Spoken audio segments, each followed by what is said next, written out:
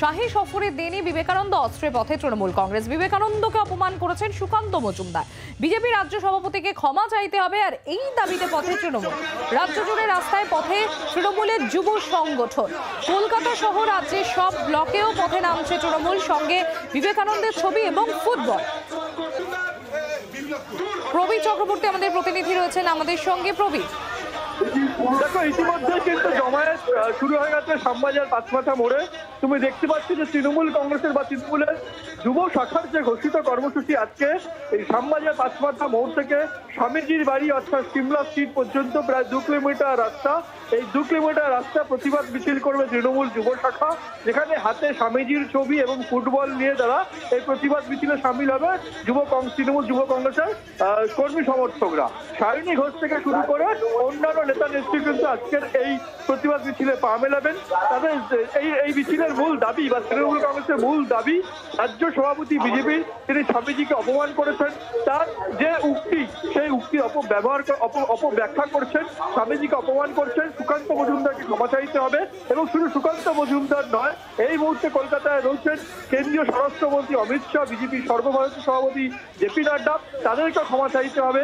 যতক্ষণ না ক্ষমা চাইবে এই প্রতিবাদ কর্মসূচি চলবে বলে জানিয়েছে তৃণমূল কংগ্রেস।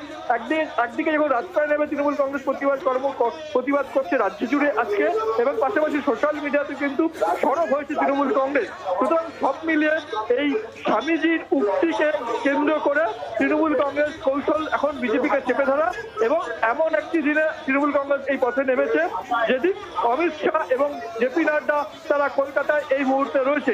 স্বাভাবিকভাবেই একদিকে অমিত শাহ জেপি নাড্ডা কলকাতায়, অন্যদিকে তৃণমূলের এই কর্মসূচি, স্বাভাবিকভাবেই রাজ্য রাজনীতির উত্তাপ কিন্তু অনেকটাই তুঙ্গে বলে মনে করছে রাজনৈতিক মহল।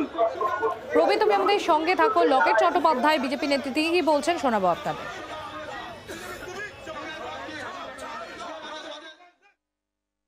তৃণমূল কংগ্রেসের মুখে এটা শোভা পায় না।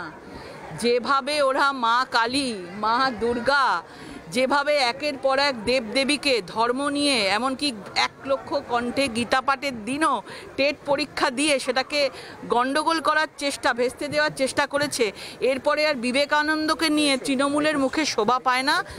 তাদের মুখে শোভা পায় দুর্নীতি, তাদের মুখে শোভা পায় সিন্ডিকেট, তাদের মুখে শোভা পায় কয়লাচোর, বালিচোর, পাথরচোর। বাংলার আওয়াজ, বাঙালির আবেগ, জি 24 ঘন্টা।